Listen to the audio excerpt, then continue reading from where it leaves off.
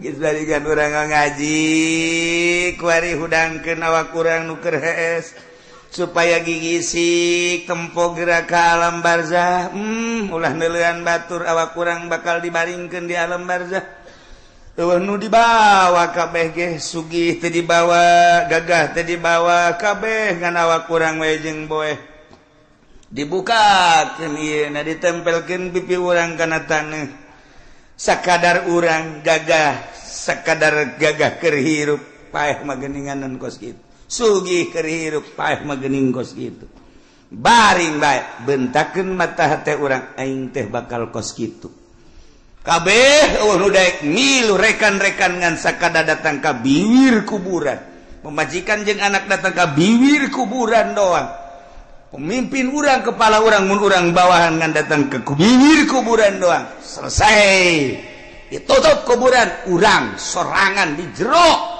tanggung jawab urang bakal datang amal-amal urang bentakeun mata hate urang eta nah lamun geus bentak itu kan rada dijaheueuh horengan eta ngaranna bentak udang ngaranna geus inget kanu bogana ka Allah Subhanahu wa ta'ala dilanjutkeun ku ari wala syaka'annahu temang-mang deui yakin saenyana Kangjeng Nabi Muhammad alaihi salatu wassalam babullahil a'zam lawang menuju Allah nyana anu nungtun urang yap ka dieu yap yu hayang ka Allah hayu cek Kangjeng hayu hayu kula mah utusanana wauh jasa jeung Allah besi hayang kapanggih jeung Allah hayu hayu hayu wasyafi'ul akram nu tukang nulungan ka Allah abdi mah bobolokot geus tanggung jawab cek Kangjeng Nabi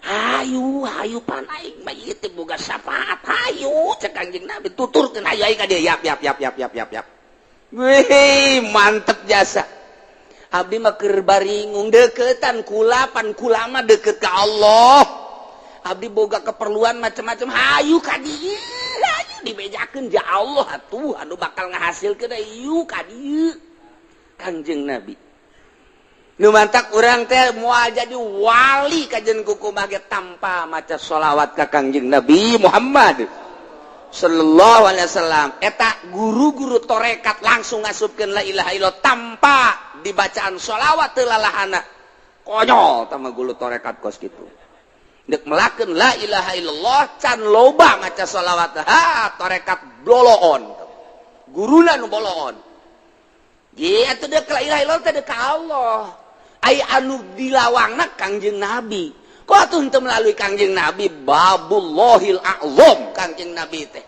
ye lawang ye ka dieu ku aing ditungtun ye asal siara deukeut ka aing urang teu baca sholawat ka Kangjeng Nabi nutup pintu Allah moal bisa kajen ting baripat teh moal bisa kajen bohong Kangjeng Nabi cicing di lawang ye ka dieu hayu ka dieu geura cek Kangjeng Nabi aing ayu anu ngusulkeun ka Allah abdi mah isin loba keperluan aya keperluan naon abdi mah isin loba kabingung boga kabingung naon ayo dilaporkeun boga ulah tuh Kangjeng Nabi nah mantak urang kudu bersisi lah Kangjeng Nabi na teu aya geus nitipkeun ka sahabat teu aya geus nitipkeun ka para tabiin geus teu aya nitipkeun ka atba tabiin teh ka atba tabiin hayu cak Kangjeng Nabi ge tuba liman ro'ani wa tuba liman ro'a man ro'ani wa tuba liman ro'a wa ro'a man ro'ani wa tuba liman ro'a wa ro'a Habib Rozak terakhir tempat kos gitu lain Habib Rozak iyo tuba tinggal deketan ieu saha nu sok loba maca sholawat ijazah sholawat lobakeun heula maca sholawat ulang ngahayal jadi marifat ulang ngahayal jadi wali sholawat bae heulana wayu bae bari lempang sholawat bari diuk sholawat nungguan kitu di masjid maca sholawat deuk dahar maca sholawat ngeuk sare maca sholawat bila perlu ka pamajikan ya Allahumma sholli ala cak pamajikan kieu abad teh cenah cak sholawat beneng elenan le pas menjelang nganggeus Allahumma sholli cak pamajikan Habib kok napa ngededet sholawat nih Nah batok sholawat ke Kangjeng Nabi sholawat dan mana ngajurus lamun sholawat munjiat Qadiriyah hendak sabandiyah kadituna sholawat nariyah syadziliyah sholawat fatihah ieu kadituna adalah tijaniyah sholawat tuh kaditu aya jurusan-jurusan sholawat teh deka mana ieu urang aya ngajurus jumlah sabaraha sih kieu sholawat saeutik 4444 sholawat saeutik ngitungan mah bisa aya ente nu talar mana hiji naon Allahumma sholli ala Muhammad eta doang hiji jeung Ibrahimiyah paling ge eta bae geus tahan matak eta baca berzanji teh sholawat assalamu alayka zainal anbiya ya assalamu alayka assalamu alayka atqal azkiya ya assalamu alayka eta teh urang lamun nyaho ka hartina indah jasa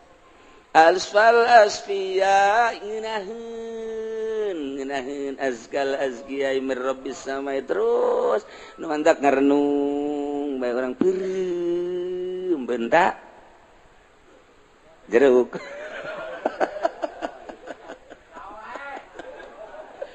Masya Allah nah kos gitulah nikmat jasa Kangjeng Nabi hayu tepikeun Kang ke ku sebab sering jasa urang maca sholawat haju urang ngahayal sabisa-bisa urang ngahayal teh make ilmu kaistimewaan Kangjeng kemuliaan Kangjeng sehingga kagambar Kangjeng teh dina hayayan urang dina benak hati urang kakasepan kagantengan kagagahan kaistimewaan zahiran wa batiran moal teu ngimpi urang moal datang ka teu ngimpi ka jeung kuku mage nu dihayalkeun eta okos urang ngimpi ngahayal hayang mio ngimpi urang ngahayal hayang mio kaimpi urang naik mio weng wah dina impian weng nabrak kebo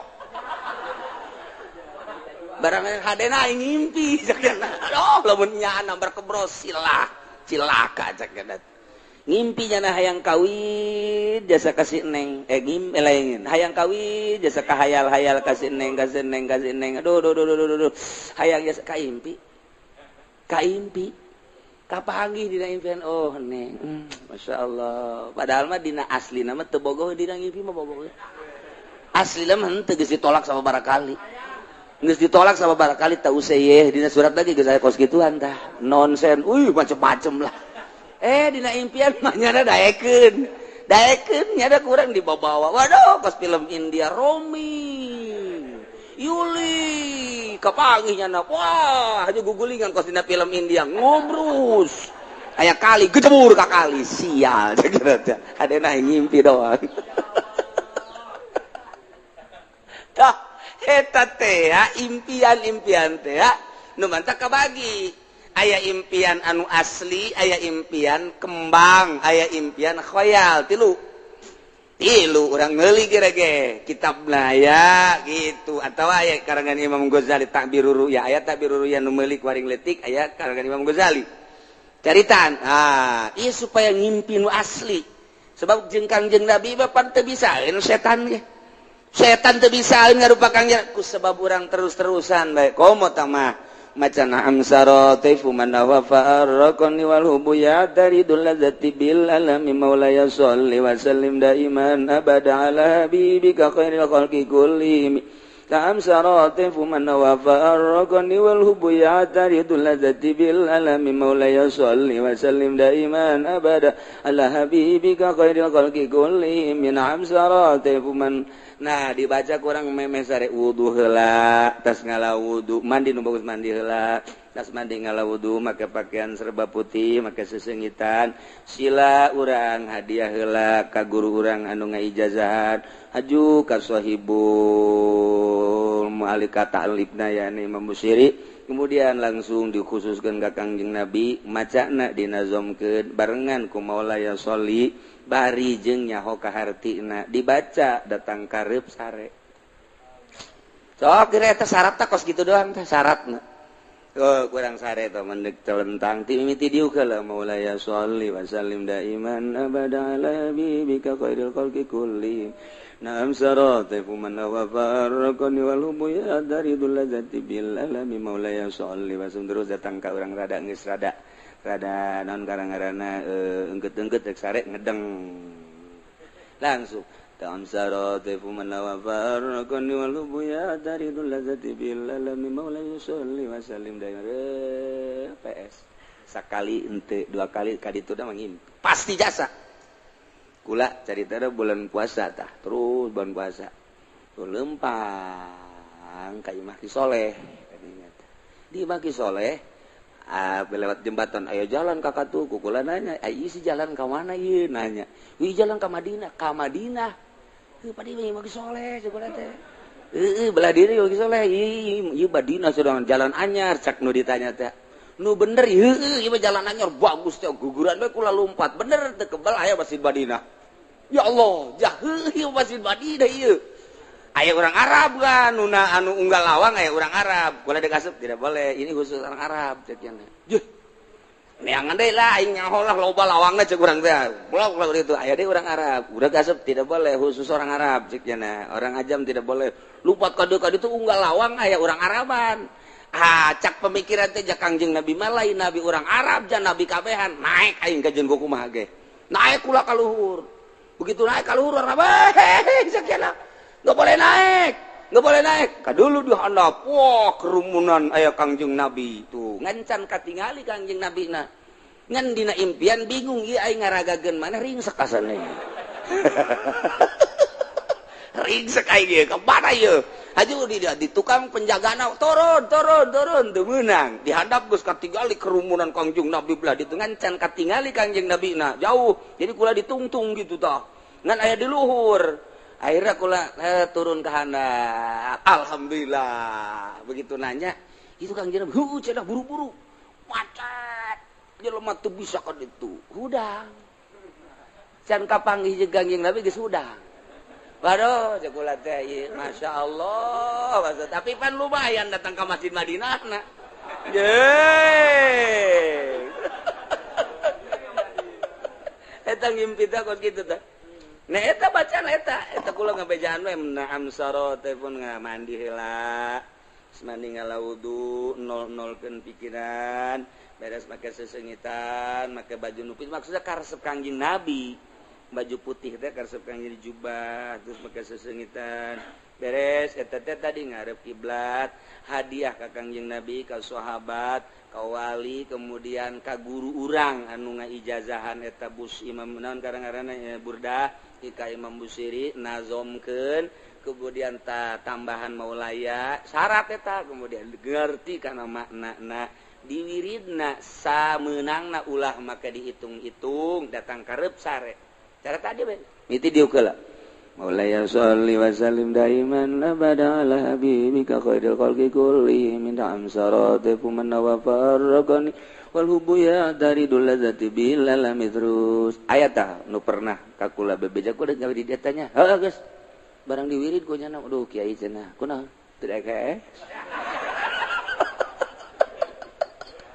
atuh mah ngimpi-ngimpi sia teu dake ya Allah cenah kula teu dake jadi puyeng mah tungtungna mah eureun atuh sia eureun bahaya ke geus teu katekan berarti mah kos kitu mah teu katekan geus bemehna meureun urang amun hayang cepet-cepet ngadahar jengkol nu loba meureunnya abeh terehes tungtungna mah teu kabaca bae eta sering kukula meuli caritakeun sajan-sajan nama imah ala kadar tak bulan puasa teh ngimpi kos kitu pernah teu nu sajan-sajan atuh meuli bejakeun we pokona mah geus deuk kapangideung teh kumaha we teh mah ngan ieu mah keur carita model tah ngimpi teh kos kitu tah ya jalan anyar ka ditu Madinah cenah waduh bener masjidna aya teu kebal teh kan eta dijagaan gitu tapi eta dina ngimpi mah urang Arab teh bisa ngomong sudah deui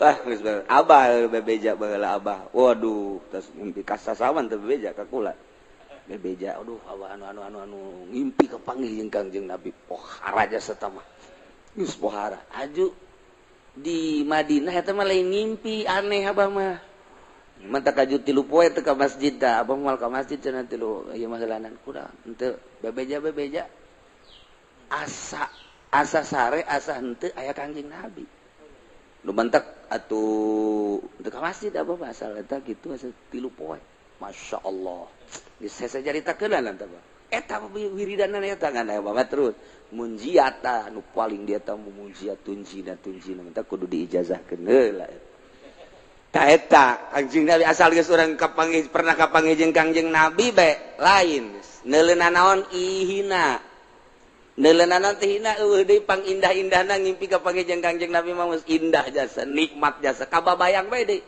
moal poho-poho indah kapanggih jeung Kangjeng Nabi moal poho-poho jeung diresep kana maca sholawat teh diberesep aya kabari bebeja maca sholawat mujiat cenah kiai haju ngimpi kunaon kapanggih jeung maung wah saya ijazahna di mana di Habib Rozak pantes atuh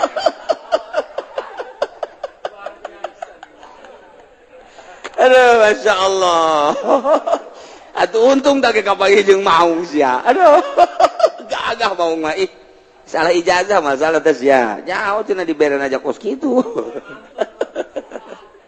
sabada ki musannif nyaritakeun tentang syarat jadi pemimpin nu jumlahna aya 10 kahiji syarat jadi pemimpin teh kudu beragama Islam status muslim teu meunang kafir wa kudun mukallaf teu meunang budak leutik teu meunang muedan ilu kudu urang merdeka teu meunang kasipatan kuroki amat hamba teu beunang kaopat zakaron kudu lalaki ulah cewek ulah awewe gesing hade lamun geus diulah berarti bakal namun dipilih nimbulkeun karusakan tur nu milihna doraka sing hade nu kamari pernah milih awewe kudu ditobatan oh cenah teh mah kiai meureunanan teh mah nu ulah ge cak kiai di kulon ulah ge imam salat awewe imam pamimpin mah teu naon sakeun oh kiai ongkoh nya maca kitab tilok berarti kiai si tilok baca kitab macana Quran lain kiai teh kuyai munnya ge maca kitab ieu ta baca tazakaron Jadi kiai pan di negara urang mah lain negara Islam, negara demokrasi sarua. Ketika urang berhadapan jeung masalah eta, urang babagi supaya ulah terlalu jero teuing kasalahan urang. Geus masalah demokrasi, nyieun kasalahan meleg-meleg atuh ulah keun beta mah nyieun aturanna demokrasi, urang kuari mah ulah terlalu ketiban tangga. Jatuh ketiban tangga jadi rengsek teman kayak gitu baru jatuh doang untuk ketiban rada deres paling ringsek doang guys. Nah jadi orang ulah sada jadi negara demokrasi ulah dipilih awewe aja nyelamatkan diri orang baik si aya kiai anu ngajakan oh kiai geus mangga yang kiai beta mangga nyebrang di jembatan Siratal Mustaqim kiai bae gitu. Isya aing mah hiber. Beres. Ulah sok sia. Mejeuna ulah sok ka kiai modal kos kitu mah. Kiai kudu disoan modal kos itu. Sia goblok, kiai lebih goblok. Tolol tungtuna turut bejeung kiai. Aduh, ampun. Kelima kudu bangsa Quraisy maksudna aya benang merah jalur kepemimpinan kudu boga jiwa pemimpin mun teu boga jiwa pemimpin rusak negara acak-acakan kagenep adlan kudu nu adil benar-benar teu mementingkeun diri sendiri nyana siap untuk membangun bangsa jeung negara aya tanda-tanda keadilanana sebab kadele kurang hiji mun naik mobil kacana tilok ditutupan. Mana coba tangan pemimpin anu tutupan kaca malah. Dua mun boga rokok nyana teh kadele masyarakat nah hayang ngarokok kajen teh nyana teu ngarokok rokona dibikeun ka masyarakat. Tah eta kan ngeunaheun kana hatena. Menang we satahun pajakna dicokot rokok dibikeun pajak dicokot bloon nu jelas kudu adil urang neangan adil hese ketujuh mujtahidan pinter berarti sebab itu negara lain desa-desa acat berarti loba konflik anu kudu dipecahkeun permasalahan anak nyana teu kudu tuh nyatanya deui andai kata nanya hanya sekedar perbandingan jeung ilmu nu aya di otak nyana supaya lancar ieu negara kudu mujtahidan 8 sujaan kudu gede wawanen gagah ulah nu peleuya-peleye gagah ngindaheun urang boga pamimpin nu gagah kumis gede mantap hehehe janggotan cambangan jadi urang neuleuh tanjak dage asana betah urang barang neuleuh presiden atau raja urang ya ini mah beti kali eueuh kumisan eueuh janggotan macam ulah datang ka kos kitu teu bagus mun kunjungan ka Arab bisa didungling eta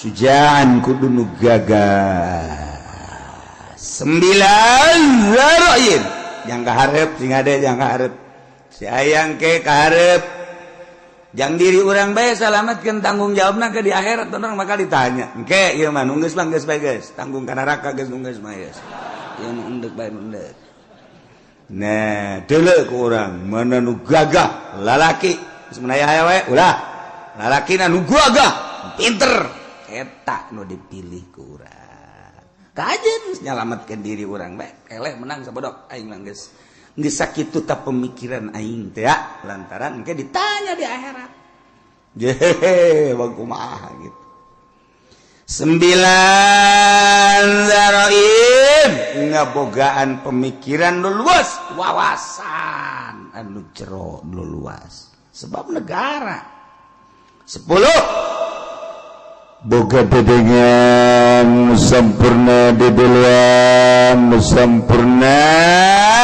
ucapanana sempurna hartina teu balelo ulah ro jeung al sarua cadel ngalana mal beres atuh ro jeung lam kudu beda ro lam lamun akur engke teu bisa sifat anu wajib di Allah kesifatan ku sifat basol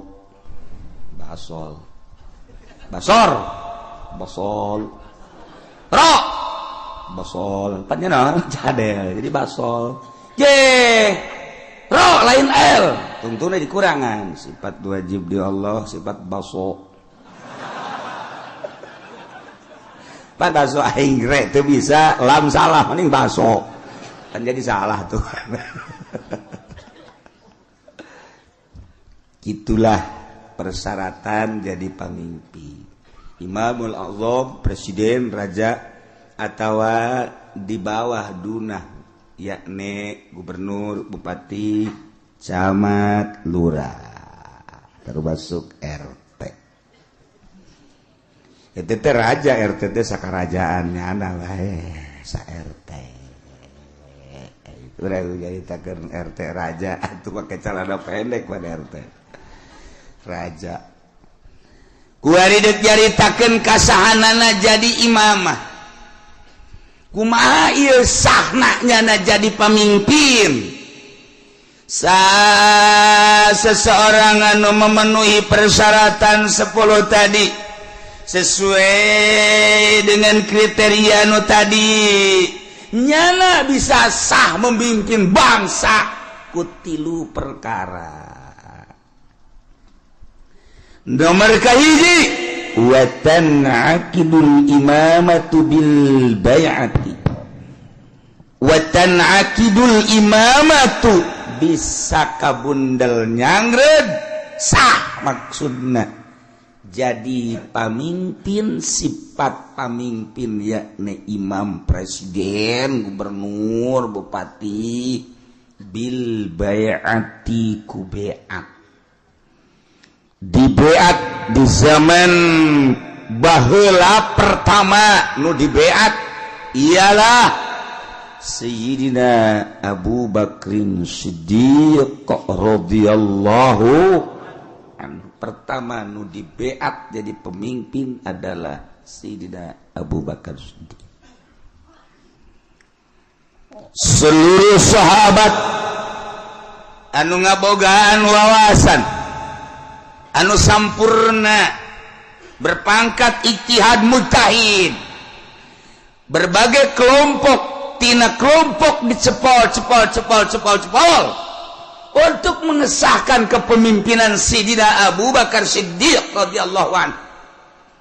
Datangkeun Sayyidina Abu Bakar bari Sayyidina Abu Bakar mungeun Sayyidina Abu Bakar cerik Sayyidina Abu Bakar ketika dipilih jadi khalifah embung. Masya Allah sarua ketika Sayyidina Umar ge dibeat jadi pemimpin sarua sediheuh Sayyidina Umar lantaran sarua jeung ngangsongkeun diri ka seuneu. Nomor kahiji dibeat. Dibeat lain hayang dibeat tapi masyarakat tokoh masyarakat ngabeatnya dijadikan pemimpin. Mentek ditutup Kangjeng Nabi tanda akhir zaman geus deukeut datangna Dajjal. Nomor kahiji masa cepet as-sanah kasyahri wa syahru kasab wa samakal yaum al-yaum kasah as-sa'ah kal dakik atau daki maka itu. Nah, setahun ko sebulan, sebulan ko seminggu, seminggu ko sapoe, sapoe ko sajam, sajam sakumaha okos meuleum daun korma anu garing. Perat beres. Perasaan urang di akhir zaman engke Kangjeng Nabi perasaan manusia di akhir zaman geus deukeut datang Imam Mahdi neta teh cepet jasa. Kuari geus hampir kabehan nyaritakeun cepet. Kahiji. Disusul kedua yang mukjizat Kangjeng datang ka kos kitu teh nyaritakeun masih kana jauh ribuan tahun ku Kangjeng Nabi geus dicaritakeun. Di akhir zaman sabada terasa cepet ku kabehan zaman bakalna cuaca genjlong. Cuaca genjlong teh artina nu ngaran usim hujan, nu ngaran usim panas. Usim hujan diisi ku panas, usim panas diisi ku usum hujan, sehingga sulit bagi petani untuk menerka musim hujan iraha. Sebab teu jelas hujan, teu diperkirakan bulan eta hujan bae. Teu diperkirakan bulan eta bakal teu hujan, teu diperkirakan bakal hujan, teu jadi genjlog waktu. Eta geus tereh deukeut Imam Mahdi datang. Nu paling deket engke setahun hujan teu eureun-eureun. Hujan beta mengacrek bae hujan ke eureun sajam 2 jam mendung deui hujan. Ke eureun sajam 2 jam 5 jam aya genep jam eureun teu hujan ke hujan deui ngacrek bae hujan. Ke aya 12 jam teh hujan berarti sapoe tapi mendung ke beuting na hujan atau peuting teu beurang hujan setahun kitu bae cuman eta hujan teh layum bitun nabat henteu ngajadikeun tatangkalan ongko hujan tapi gararing teu jaradi pepelakan nu melak naon bae ge biasana mun kahujanan nyembrung ieu mah malak garing. Tejaradi Nah lamun geus eta terjadi eta geus detik-detik terakhir bakal datang Imam Mahdi. Kuari mah kakarak datang ge ka hiji perasaan cepet zaman, nomor kadua waktu geus ada ngagenjlog kuari. Musim hujan, musim panas. Mata Kangjeng Nabi masyaallah ieu mujizat Kangjeng Nabi. Kula wasok mutalaah ni mujizat pohara geus karasa kuari. Tinggal ngecrek hujan. Engke aya suara di berbagai pelosok. Di kaler aya suara seperti suara ki trompet atau suara ti kidul atau ti kulon suara ti wetan atau ti jerotan aya suara gesekan-gesekan atau suara ti luhur ieu ge sarua geus tereh datang. Nah ieu ngecrek hujan ti Kanjeng Nabi bakal ngecrok tapi teu jaradi tatangkala. Panas, ongkoh musim hujan tapi panas. Ongkos urang naik mobil mewah tapi kesangan. Slobapan gua. Naik mobil do mau Fortuner, AC-na gede. Tapi di jero mobil kesangan. Sebabnya na diudag-udag hutang. Mobil lagi ngiriditan hutang. Kawin mah aya 3 aya 4 nah ngan dibobodo kabeh ge ku duitna ngahutang di bank. Nah ieu ge di akhir zaman barudak. Jing ke baroga hutang kabeh. Masyaallah. Peneleuan hadis Kanjeng Nabi akhir zaman geus rada loba di antarana engke jelema lalumpatan menuju neraka. Kanjeng Nabi di akhir zaman mah kabeh jelema lalumpatan menuju neraka.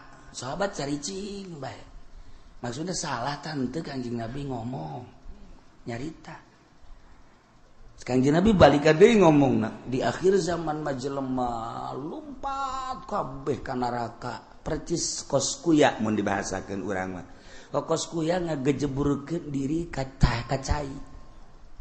Kuya di luhur aya naon bae gerbek brus kuya maka cai aya naon gerbek brus ta ieu masyarakat manusia di akhir zaman percis kos kuya nyalametkeun diri ka cai ieu ge lalumpatan ka neraka jadi ngagejebur-jeburkeun maneh ka neraka di akhir zaman mah sahabat tetep masih culak-cileuk keneh wae masa sih cak hatena neraka kan seuneu jelema kudu gajeburkeun ka seuneu.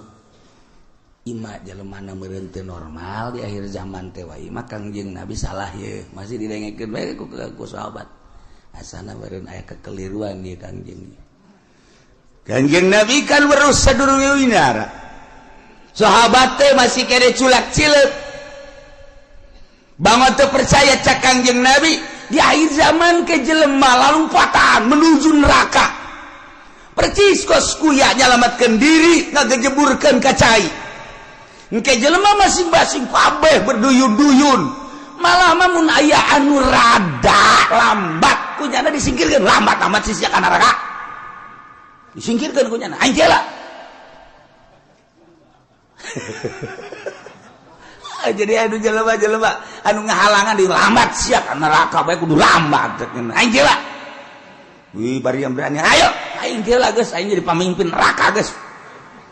Oh beranian biasa. Berarti kan geus 3 kali Kanjeng Nabi nyarita kos kitu tah. Berarti beneran nanya lah sahabat wani. 5 ya Rasulullah. Kunaon bisa kos kitu ya Rasulullah bisa jereba berduyun-duyun ka neraka. Sebab jelema kabeh memberanikan diri hayang jadi pamimpin.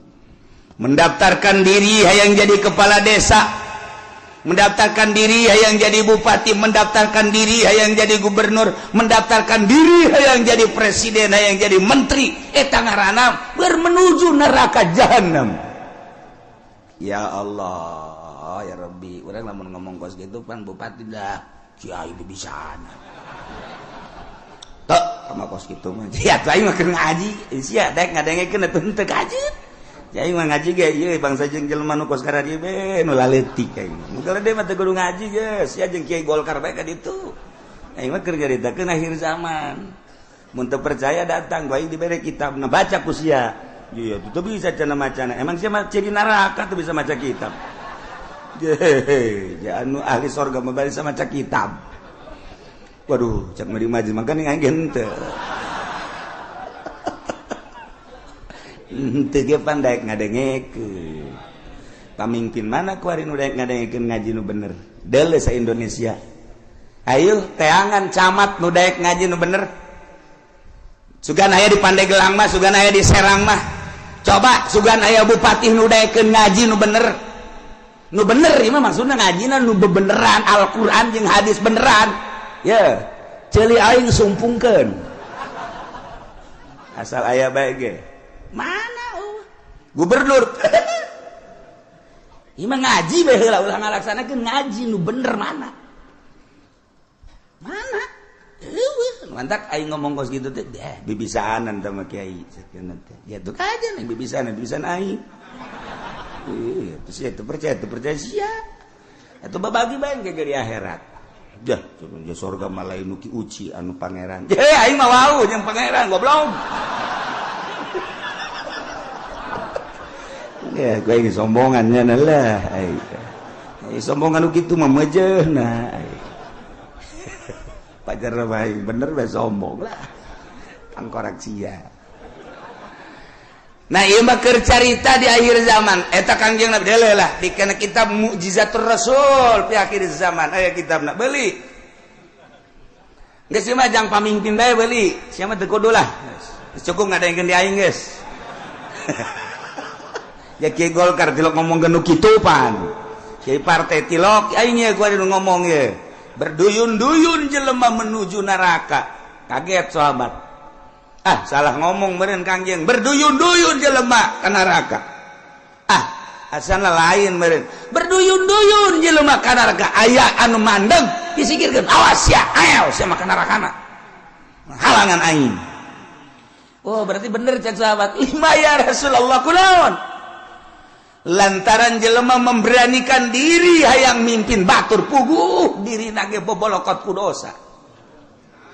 Dek mimpin batur pan di zaman Kangjeng mah asal aya nu hayang we nyekel bendera memimpin perang ulah cek Kangjeng Nabi berarti aya gorod di balik mimpin perang aya keinginan nu tersembunyi di jerona ada udang di balik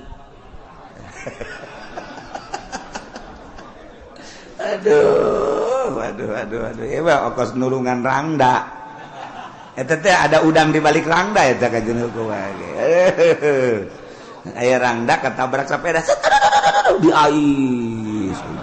Eta teh lain sangais-gaisna. Mun ditanya karunya jasa katabrak sapeda cek cenah. Isukna aya nini-nini katabrak motor diantapkeun ku nya. Goblok teh Haji Pendi blon.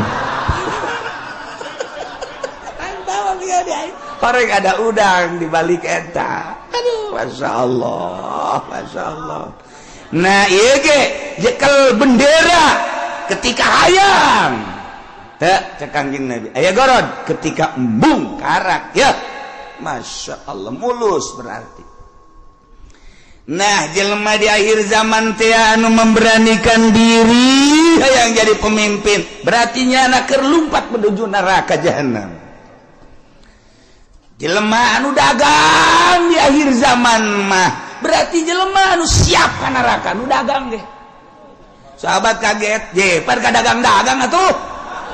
Kaget sahabat ge pan ka dagang-dagang kunaon? Sebab di akhir zaman mah eueuh anu teu riba. Dipikir jah berarti menuju neraka kabeh. Eta geus deukeut tamatah geus kos kitu mah geus deukeut jasa. Nah, geus cerita akhir zaman. Tanda-tanda akhir zaman kasatu waladi zina. Tanda akhir zaman teh mabok, tanda akhir zaman teh kitu sarik maling, kabehan maling, geus puguh masyarakat maling HP, maling sepeda, maling motor, maling mobil, atuh jadi negara ge maraling, beda ngaran doang, jang masyarakat mah maling, jang di luhur mah korupsi, beda ngaran. urang lembur teh nyahoan korupsi pajar lain maling. Pajar maling, mun urang bebeja ka urang lembur kan ini tuh, itu tuh tukang korupsi, bagus amat.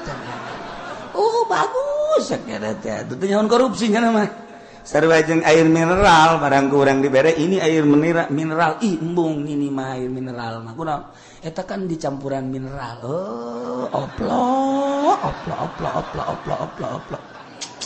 Cak jana meureun mineral teh pajar ragi lah kira-kira gitu tah. Nih air mineral bagus nih. Embung ini mah. Ai kudu dicampuran mineral mah. Ini. Udikna gebelah ditu deui udik. Tamat ti udik teh masih 2 kilometer ka ditu. Eta loba bahasa-bahasa di akhir zaman mah urang lembur teh nyahoeun. Maksudna ditekeun situasi dan kondisi. Cak urang lembur teh mah kiai isi-isian malulu, cenah ngomong aing mah teu betah. Urang lembur atuh dibere bahasa kos kitu. Nyana ndek inteleka. Jadi urang lembur teu ngarti. Eta teu nyambung ngaran. Di lembur mah ngomong lembur bae. Waktu sekolah ye, loba jasa nu nitahan bahasa Indonesia. Teu betah aing mah. Emang teu betah teu bisa, teu bisa. Aing teu bisa asal pakai bahasa Indonesia bae kandas. Okos urang rajek bahasa Jawa, kebel-kebel Sunda deui bae nya ge. Aduh, Masya Allah. Nah, iya. Jadi orang namun nyaritakeun mujizat Kangjeng Nabi kadang hayang seuri bahasa Kangjeng nan hayang seuri hebat amat ngabahasakeunna yusafiruna ila jahannam. Berangkat kabeh ka jahanam. Kadua yas'auna ila jahannam, lumpat yas'auna mah yusafiru mah leumpang, yas'auna mah lumpat. Sahabat kaget, penyaluatan si ka jahanam. Horeng bener. Siaulah yang serikeun pamimpin lumpat ka jahanam. Nu tadi kadua pedagang ge orenganan lalumpatan ka jahanam. Nomor katilu cak Kangjeng Nabi di imah bae ge tetep ka jahanam bae. Yeuh. Ajeuna mah kabehan tah, bupati rada lega bae. Tadi masa kaing doang cak bupati jeung gubernur sia ge sarua. Ayo atuh berjamaah lah. 5 ya Rasulullah kunaon make jeung di imah bae ge sebab di jero imah ge teu kaluar tina maksiat.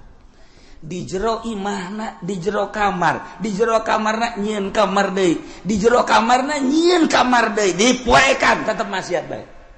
Allah Karim. Sebab apa di jero mainnya geus bisa make jaringan internasional. Sanajan di jero kamarna di kamaran deui, kamarna dipoekan, tapi nyana bisa nempo Hollywood. Di jero kamarna di kamaran deui, dipoekan, tapi nyana keur aya di Hollywood. Ya Allah, ya Rabbi. Masya Allah. Pindahkan.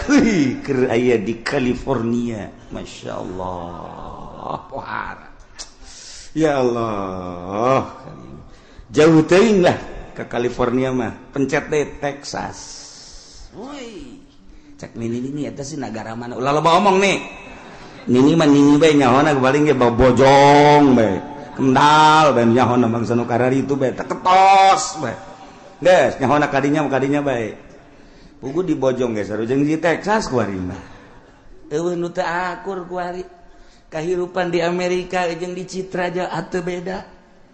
Kahirupan di California jeung di BSD aja teu beda saeutik-eutik acan ja akur. Sok deuleu naon nu eueuh kuari. Di BSD lamun di Amerika urang ningali minuman bebas. Urang turun di pesawat di Abu Dhabi. Minuman timimiti segede cinggir datang ke segede awak. Minuman haram. Aya digeulak. Di Abu Dhabi, cek urang ieu negara Islam nama ieu, tapi pan minuman pohara. Meuli urang roti di dinya. Plek, nu belah ditu belah kulon nyelempet dibuka. Aya gambaran jerona. Roti. Kula gitu bebeja kan nu sejen kula doang eta.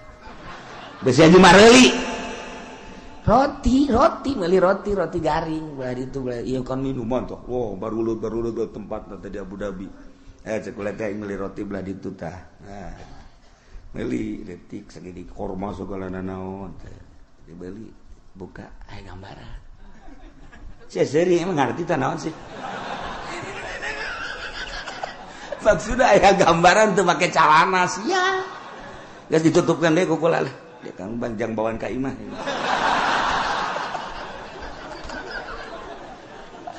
Masya Allah Karim itu beres haji caritana ye kan hayang ngarokok kan teu meunang ngarokok bebas ayalah tempat-tempat di bandara teh di ditu hiji dia ya karena ada sepi di dia ya ulah asup kadinya keur asup mah kula sorangan meunang meureun menit brus urang baru le datang marah ke calana make sakieu ya aing betah ya cek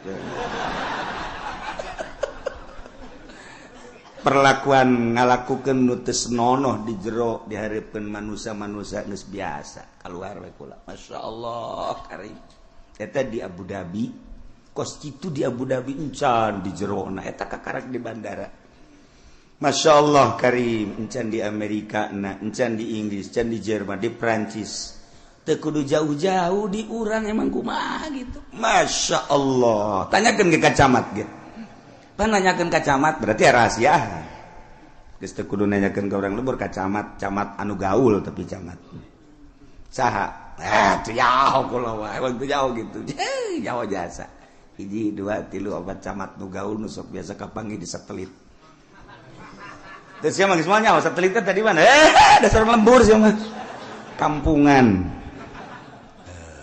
kos gitulah Indonesia eta ge Tangerang mantak berduyun-duyun menuju neraka di akhir zaman geus eueuh anu henteu lumpat ka neraka ceurik kabeh sahabat ketika ceurik tetapi aya keneh manusia di eta zaman anu tetep ngomongna teger bae nyana menjaga mata ceuli jeung sajabana tetep bae ka Allah eta teh cek Kangjeng Nabi saeutikna ge saeutik deui qalilan bahasa qalil teh saeutik aqol min golil jadi eta bahasa Kangjeng Nabi aqol min golil leuwih saeutik tinu saeutik jasa mun cak urang saeutik jasa eta ge direntogan bae ku bangsana deui nyana negakeun ke hak negakeun adil jujur dina kakarak nyarita doang geus direntogan ku berbagai tokoh ku berbagai masyarakat ku berbagai tapi tetap aya bae cek Kangjeng Nabi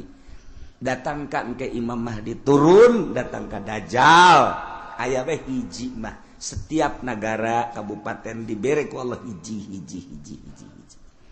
cuman geus hese nyalametkeunana sakadar nyarita ilah Kangjeng Nabi nyaritakeun mukjizat di akhir zaman geus kuari mah zaman geus karasa cepet waktu ngageser geus encan doang hujan ngecerep satahun angkep lamun kula nyaritakeun Mekah bakal dilebaran Madinah bakal diberet geus eker malah nah ieu tinggal hujan ngecerep satahun tapi teu jaradi naon teu jaradi jelema berduyun-duyun menuju neraka jahanam teu karasa Masya Allah tetep urang mantak ngaji urang hayang salamet mudah-mudahan urang kabehan disalametkeun ku Gusti Allah keluarga urang pemajikan anak incu urang disalametkeun pamimpin urang geja eta mah ku nafsuna ieu ketika nyana ngaragap nurani nama tetepnya lagi ceurik sarua bae hayang salamet mudah-mudahan dibere babalik pikir kemudian nyana bisa ningali ka arah anu salamet amin ya rabbal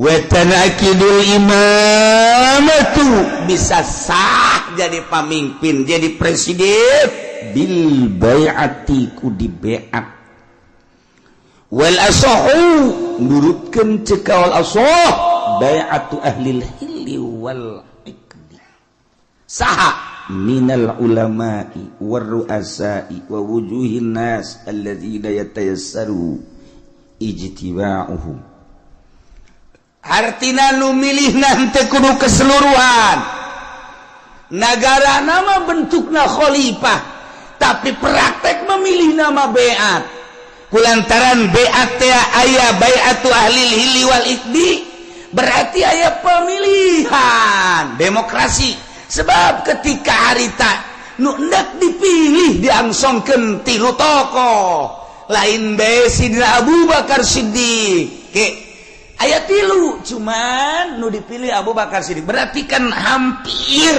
mirip secara demokrasi pemilihan nama dipilih biasa. Nah ieu keur carita memilihna wal asahu bai'atu ahlil hilli wal iqdi henteu kudu keseluruhan masyarakat nu buta dituntun nu torek dituntun nu nini dituntun teu kudu jadi dipilih per desa sabaraha nu boga wawasan untuk maju lamun sakecamatan sabaraha desa pilih per desa teh mun sadesa aya 18.000 manusia kemudian diperkecil deui ku ari mah di kitu naon ngaranna dipekarkeun jadi 8.000 atau 7.000 per desa eta nu 7.000 tingali per kelompok-kelompokna sasi nu boga wawasan untuk maju ieu teh jang keselamatan bangsa jeung negara ahlil hilli wal iqdi geus ulama nu milihna ulah diberean duit di umrah-umrahkeun supaya manehanana milih tegala dibere motor dibere mobil aduh eta mah sogok menyogok ngaranna lamun aya kiai nu narima sogokan ti pemerintah sogokan ti jelema-jelema nu endek calon eta berarti kiai keur lumpat nerleng bae dek menuju neraka jahanam teu kudu ese dengan kiai kos kitu lamun aya jelema kiai dek milih pemimpin tapi jana menerima sogokan ti partai ti ketua ti kandidat berarti eta kiai keur ninggalkeun masyarakat dak menuju neraka jahanam tinggal kukula ada ditanya aya eueuh kiai nu kos kitu aya lamun aya pang nyebutkeun saurang coba ulah isin-isin saurang bae di Tangerang bae teu kudu ka sarang-sarang Tangerang aya weh aya urang Pasar Kemis aya weh sia mah aya bae kagak deketan ka Cilongok sia sia mah deuk ka aing meureun kajen kuku mah ge dasarna sia mah ekstrim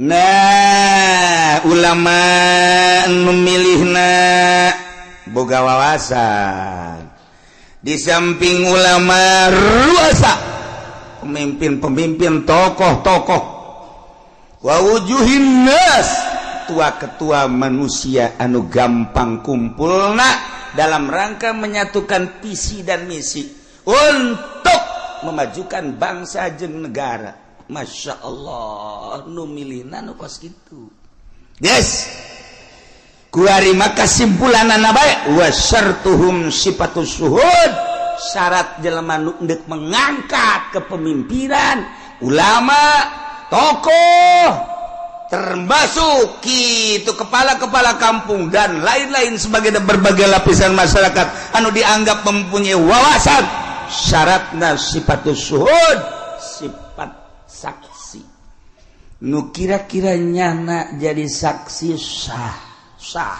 berarti kasifatan minal adalah wa gaya nu milihna kira-kira santai jadi saksi sah berarti ngabogaan sifat adalah eta jadi henteu sakabehna ieu mah kabeh kita milih nu embung dibere duit anu embung ge dibere mobil keuna ngeungkeuy milih ka ditu dipaksa kos gitu mal beres satungtung pemilihan umum model kos gitu negara ulah diharapkeun kudu beres satungtung kiai nu endek ngararapi ngabantuan jangan luruskan negara nyana ngabutuhkan karena sogokan kene ieu moal beres negara nyana nu sok pidato rosy wal naon gara dituna finar cek nyana ya rosy wal murtasi finar nyogok nyung narima sogok ka neraka hulu nyana tas dibere motor mio nya cekal huluna heuy sia ngomong goblok ieu ngomong teu bareres goreng kiai ongkos jelema di kota Allahu Akbar Allahu Akbar aya nanaon Allahu Akbar pas azan Allahu Akbar hes ai tiap tadi Allahu Akbar beratas itu Allahu Akbar wayah azan hes tekan teu beres eta geus balikan urang ngaji kuari hudangkeun awak urang nu keur hees supaya gigisik tempo gerak ka alam barzah ulah neulean batur awak urang bakal dibaringkeun di alam barzah eueuh nu dibawa kabeh ge sugih teu dibawa gagah teu dibawa kabeh ngan awak urang we jeung boeh dibukakeun ieu na ditempelkeun pipi urang kana taneuh sakadar urang gagah sakadar gagah keur hirup paeh mah geuninganan kos kitu sugih keur hirup paeh mah geuning kos kitu baring bae bentakeun mata hate urang aing teh bakal kos kitu kabeh nu daek milu rekan-rekan ngan sakada datang ka bibir kuburan pemajikan jeung anak datang ka bibir kuburan doang pemimpin urang kepala urang mun urang bawahan ngan datang ke bibir kuburan doang selesai ditutup kuburan urang sorangan di jero tanggung jawab urang bakal datang amal-amal urang bentakeun mata hate urang eta nah lamun geus bentak itu kan rada dijaheueuh horengan eta ngaranna bentak udang ngaranna geus inget kanu bogana ka Allah Subhanahu wa ta'ala. Nah iyalah di negara Islam cara memilih pemimpin di beat, cara ngabeatna cekawal asob bayatu ahlil hili wal ikdi, ngabeatna ahlil hili wal ikdi yakni minal ulama war ru'asa wa wujuhin nas, ulama-ulama jeung pemimpin-pemimpin jeung tokoh-tokoh masyarakat anu mudah berkumpul untuk menyatukan visi dan misi dalam rangka melajukan bangsa jeung negara. Syaratna sihatus syuhud, sifatus syuhud kudu sahnyana jadi saksi, berarti kasifatan ku sifat adalah ulah kabehan memilih jam milih nage nyana mah teu boga wawasan, teu boga wawasan jang ngemajukeun umat bangsa jeung nagara, teu boga pikiran kumaha ieu bakalna lamun dipimpin ku seeta nagara urang, perpolitikan, perekonomian, perbudayaan, leuwih agama. Lamun urang geus nyaritakeun agama, kan mayoritas di Indonesia mah urang geus korban Jakarta geus dipimpin lain ku muslim tapi ku kafir. Teu beurang di jerona ka aya musliman. Eta geus bentuk kasalahan. Mangga bae ieu negarana demokrasi kan tetep bae. Urang teh hese ngayakeun muludan di Jakarta. Cobalah gubernur dipersilakan untuk nyambut. Ayo nyanang ke kumaha nyambutna? Hah? Wih. Sebuah nirwana. Lain Kangjeng Nabi nyarekeun nirwana. Golok ya. Nyaritakeun rajaban panggil coba mal bisa. Jadi geus eueuh agama mah macet, sedengkeun Indonesia mayoritas agama atuh kudu dihormati mayoritas kajen kumaha ge. Nu mantak tiba heula di urang mah negara demokrasi terpimpin teu murni, henteu bisa nuturkeun Amerika langsung ka pusat ka ditu secara utuh. Sebab lawan mayoritas Islam, loba ulama-ulama, loba wali-wali. Aya kesenjangan atuh lamun kos kitu. Sebab lawan paling istimewa agama mah Islam. Sebab di Islam mah kabeh merasa terhormati. Kristen dihormati ku Islam mah. Buddha dihormati ku Islam, Katolik dihormati. Pokoknya masing-masing, tetapi anu bercokol memimpin tetap kudu Islam. Nyana tetap dinaungi. Tingali riwayat para khalifah. Tingali riwayat para khalifah khulafa ur-rasyidin. Kabelah dieuna mentak 35 tahun masa kenabian, masa kekhalifahan, kemudian ka dieuna sultan, kabelah dieuna mah kabelah dieuna cek Kangjeng Nabi sabada eta geus kali itu acak-acakan. Ya, khairul qurun korni. Terus mayali ali. Nah, berarti Kangjeng Nabi terus sahabat, sahabat tabi'in tidinya ka dia acak-acakan. Urang di zaman acak-acakan tapi masih keneh bisa maca Quran, maca tafsir ieu ge anugerah ti Gusti Allah Subhanahu wa ta'ala. Di zaman akhir anu geus lain lalagaan, urusan riba, urusan keadilan geus eueuh, kejujuran geus eueuh, tapi tetep bae aya keneh nu beuntas saurang-saurangan di negara aya komo di masyarakat mah teu rusak kabeh. Sakieu geus alhamdulillahirabbil alamin. Salamatkan diri urang, eueuh nu ngarunyaan ka diri urang, iwati diri urang. Batur mangan sakadar huhahe doang.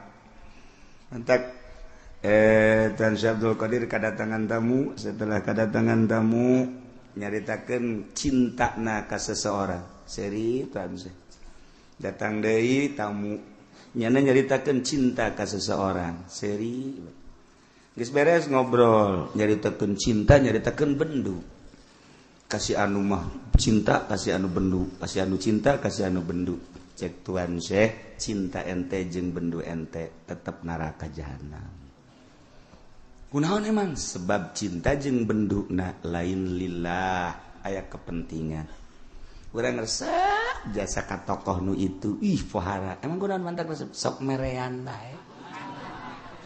Aing bendu jasa kasih itu, kunaon pelit. Tuh kan?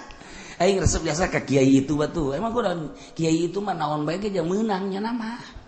Itu suka mah meunang bae, anu mengkredit meunang, segala meunang. Kalau deposito meunang, aing geunaheun. Kadinya aing bebarengan jigana nonton bola tah, kiai mah kudu kos kitu internasional. Aing resep jasa ka janang mah. Benduna kasih itu bendu jeung resepna kabeh lain lillah sarua jahannam. Masya Allah. Dah ieu nomor kahiji jelema diangkat jadi pemimpin melalui pemilihan. Di BAT dipilih ku ahli hilli wal ikdi. Nu milihna ulama ru'asa wujuhin nas. Yakni nu kasipatan ku sipatus suhud, sifat adalah. Sahnyana jadi presiden lantaran dipimpin ku jelema-jelema, ku tokoh-tokoh, ku bangsa-bangsa anu ngabogaan wawasan tur ngabogaan sifat keadilan, nyana mingpina dengan prima ngeunaheun teu lucalece. Falamma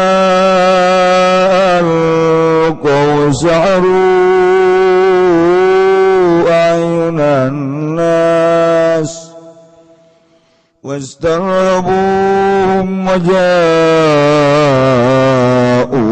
bisihrin alim.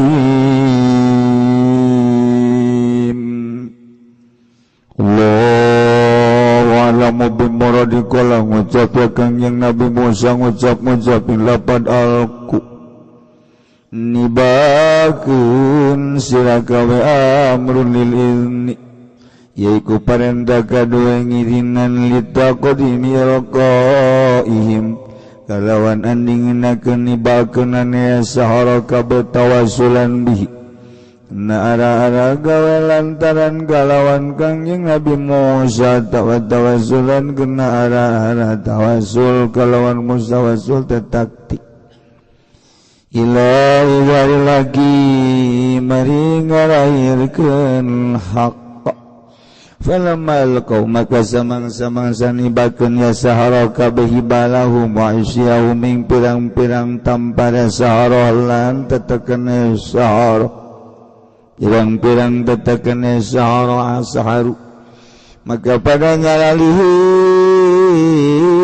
ya sahara kabeh ayunan sing pirang-pirang mata manusia salapuhan hakikati doa tegese molakeun ya sahara kabeh aing ayunan nas saking hakikat nemone ayunan nas wasarhabu namring mamadani ya sahara kabehum ing nas khawafuhum tegese mamadani ya sahara kabehum ing nas haitsu khayaluha hayatan tasa sekira-kira ngareka ya sahara kabeha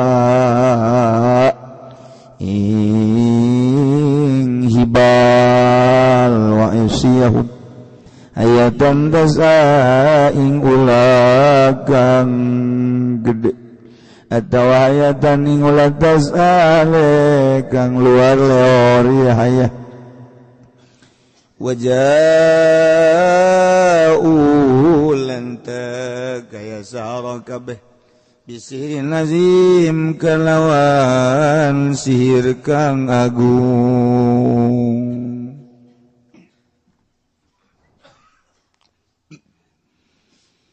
wa auhayna ila Musa an alqi 'asak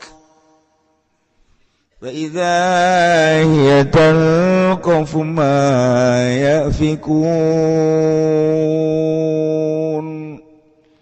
وَاللَّهُ أَعْلَمُ بِمُرَادِهِ وَوَحَيْنَا لَن ngawahyu wanisun agung ila Musa maring kangjeng Nabi Musa an alqi yen tan nibakeun sira Musa asoka ing tetekeun sira Musa paida maka kaget ia utawi asotal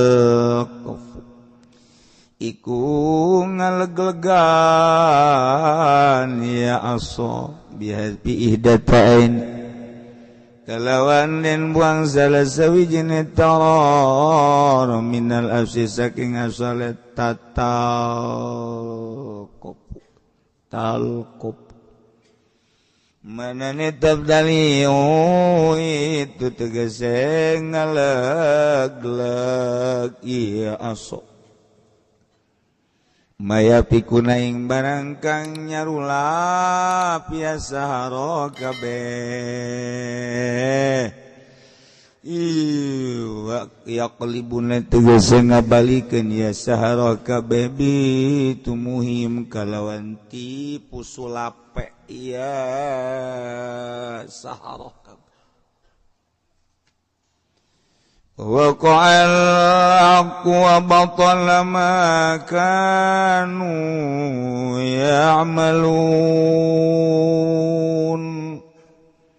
Allahu a'lamu bimuradi makatuni bapa haqq sabata tegese tetep ya hak wa dhahara lan lahir ya haqq wa batala ma kanu ya'malun lan batal apa barang kang ana ya saro kabeh ya'maluna iku migawe ya saro kabeh minasiri saking sihir gulibuna likawang qalabu soginin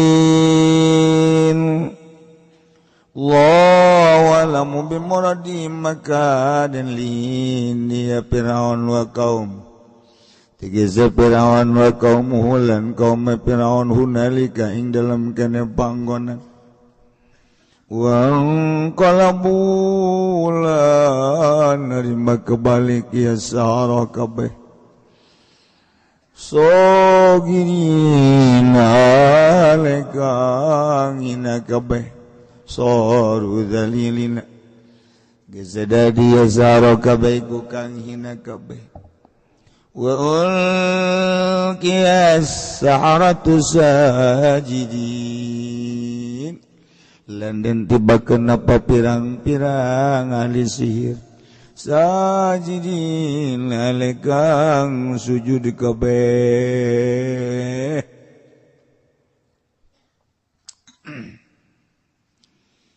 qalu amanna bi rabbi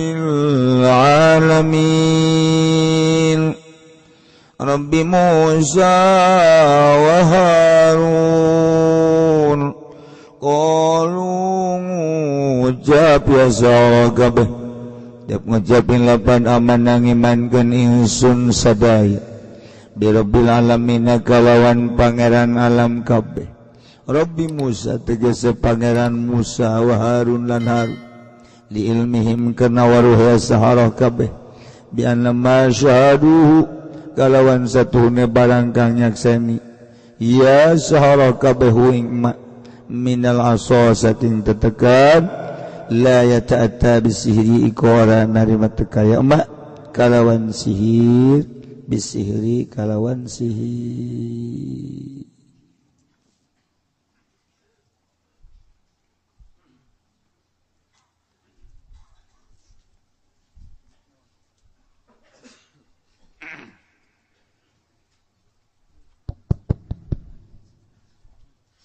gedekan saya dik bisa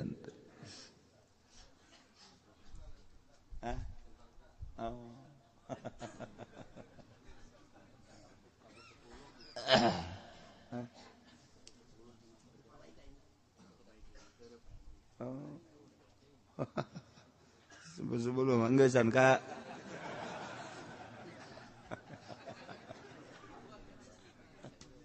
Allah karim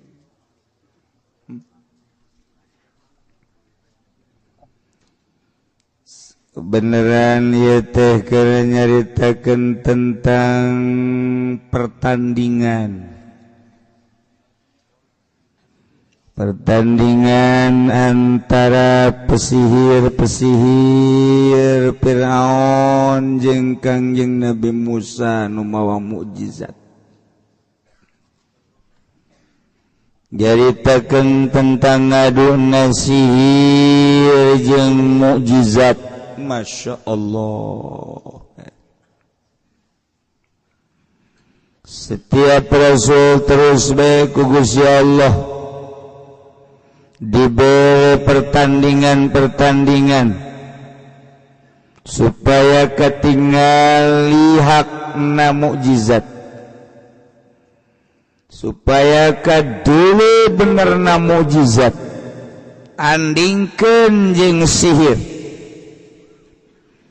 lamun para rasul pertandinganana sihir jeung mukjizat setelah para rasul teu aya agama dilanjutkan ku para sahabat dilanjutkan ku para tabi'in dilanjutkan ku para aulia Allah subhanahu wa ta'ala ya terus lamun nabi dibere mukjizat tanding nasihir wali dibere karomah tandinganana tetap sihir teluh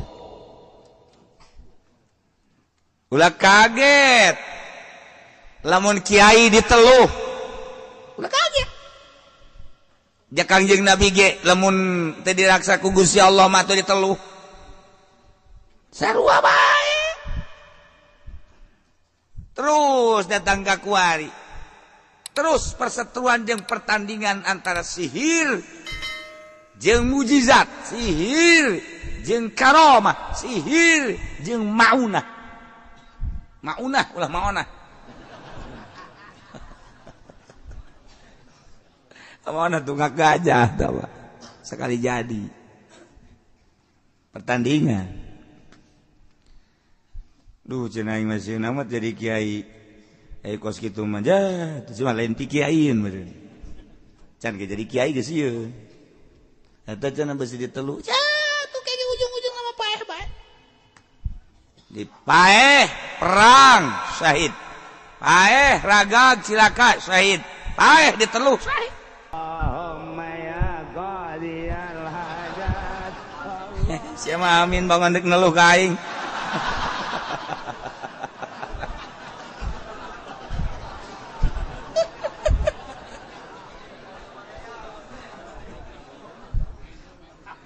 iya, tidak sekarang itu, masya Allah, kayak orang kaget. Ya orang mah atuh boga pendamping Belah dituna Gusti Allah besi terlalu keren pendamping Gusti Allah mah izin aya malaikat tega dampingi urang mantap urang teh ye urang segede urang we kadang-kadang sok aya aneh kumaha anehna anehna kadang-kadang urang hee si peuting anu najong eta teh maksudna mah eta teh titah hudak malaikat teh lamun lain malaikat jin meureun salah jalan jin ge ai hampura cek aing salah jalan kata aja urang ngan urang mah geus udang data jam sabaraha jam 2 deuh puting kene sial jasa rep deui bola pada tanah Allah eta teh geus aya bimbingan berarti urang lamun sering maca sholawat deui wiridan mah sholawat kakula sok anu maksa mantau wiridan jetu sholawat datang keluar mah dibere sholawat di bae cek gini ai sia kumaha sholawat teh ka Kangjeng Nabi teh afdalul makhluqat sambungkeun diri sia ka Kangjeng Nabi ku sholawat hayang naon ujianana sia masuk hararese jasa beda sholawat teh ngomong yang babaturanna sholawat di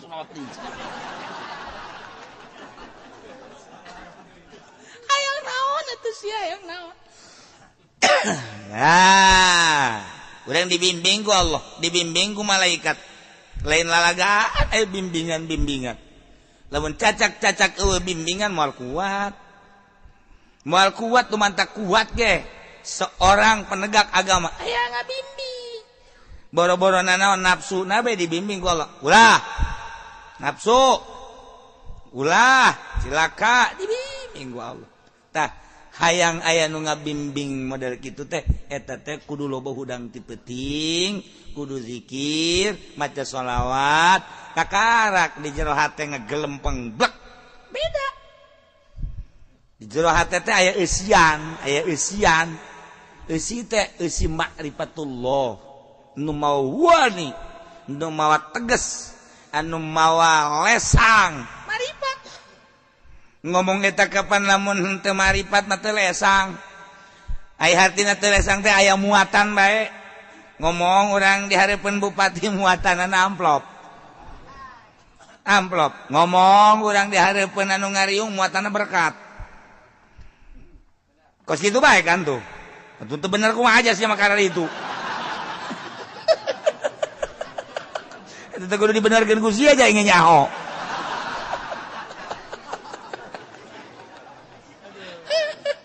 sok ayo nu mantak ayeuna mah kiai anu naek ka panggung kuarir kiai nu naek ka panggung dalam rangka kitu kampanye eta teh berarti kan muatan dalam rangka pilkada pilgub muatan eta teh kos kitu henteu cenah kunaon mah ikhlas sod ikhlas ka dieu coba ka dieu sia sodna kumaha sodna goblok ikhlas ya balik baik kayak mah tadi ongkosan sial capek ongkos bener kan Bon nah iman ewak nu aya bae lah padahal lain kanyana bae kasih ge sarua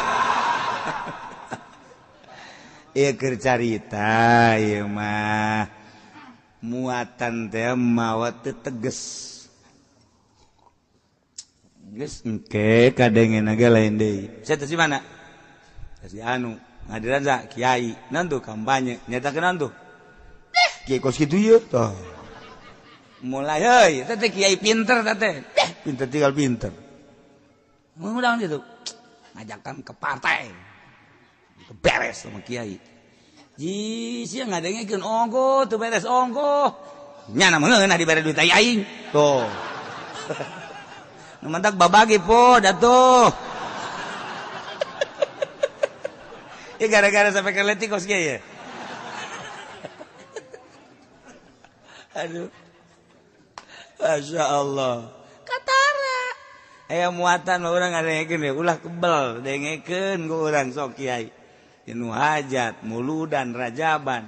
antara aya muatan jeung eueuh kula sok rinci kula mah daripada ceramah ngaji jeung ngadengekeun lillahi taala daekan ngadengkeun resep kula ngadengkeun resep batur mah cenah teu resep kana kula teu kula mah malah lamun ngomong teh geus embung ku ari embung lah mah besi ku Allah dicarekan salah naon kitu boga pikiran teh tah ai ngadengkeun mah teu salah-salahnya anak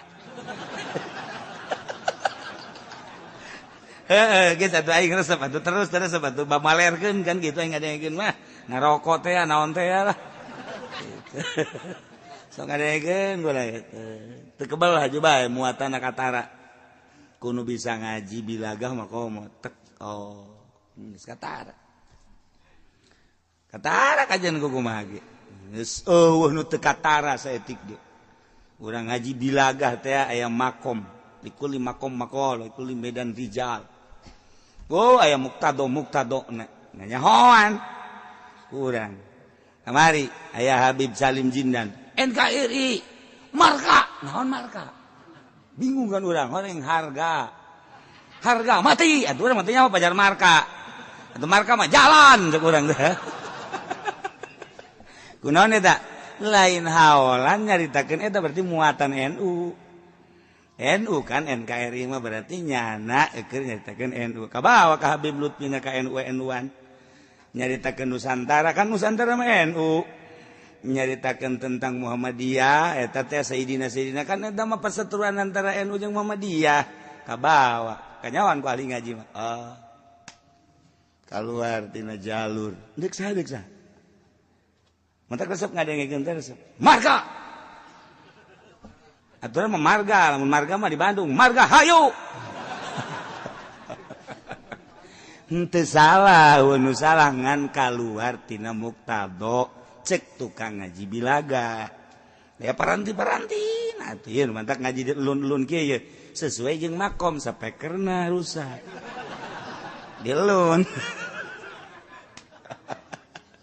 situasi makom ayo naik naon ieu geura kiai mana bae naik ke panggung kanyawan ieu muatanna NU muatanna partai muatanna kitu pilkada pilgub atuh bakal kanyawan nah tina muatan eta niatna engke ku urang dideuleu naon niatna Allah Maha Uninga takula geus dibere embung muatan gitu teh ngaji bae ngeunaheun asal ngaji mah bolon sia goblok sia cek kiai aing dibolon-bolon balik sia aduh jangan noel di kacamat urang balik yuk los sia yang ngejebur ka neraka ulah didengekeun kulantaran maksudna naon maksudna teh supaya nyana ka Allah sugan marah nyana teh paling aya 1 2 3 4 5 6 7 8 marah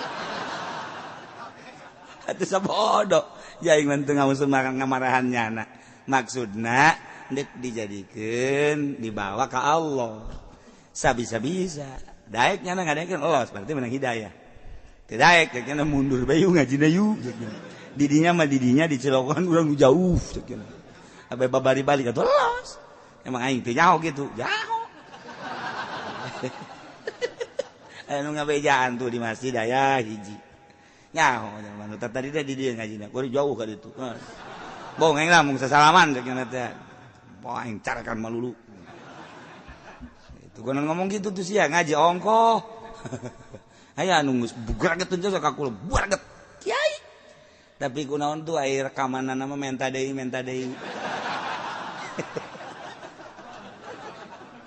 emang gua teh nyaho tuh nyaho jadi mah direkam ge embung di baheula ge ulah ngan sararia bae juga rekam aja tak kiai nu tegersepeun ka kula teh rekamanana mah boga gunyana terus bae didengekeun eta kan malu-malu kucing ngaranna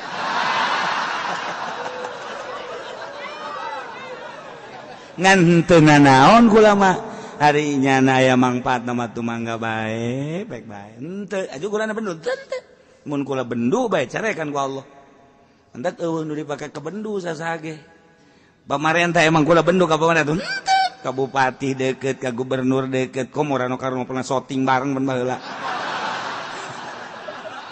gara-gara sapeker kos ge jadi kieu tah atuh teu bendu teu naon gawe kaarif ente nyana urusan nyana manusia kula urusan kula manusia hubungan kemanusiaan akur pagawean beda-beda kula mah kula nyana menyana wayah kula nyaritakeun agama kadenge ku nyana teu bener henteu bendu kula mah ka nyana bendu ka kula urusan nyana cenah aing mah teresep ka kiai ya tuh boro-boro nyana rang da kolot ge teresepkeun ka aing kecuali nu ngora siapa sok bisa bae ieu ngaji naon sih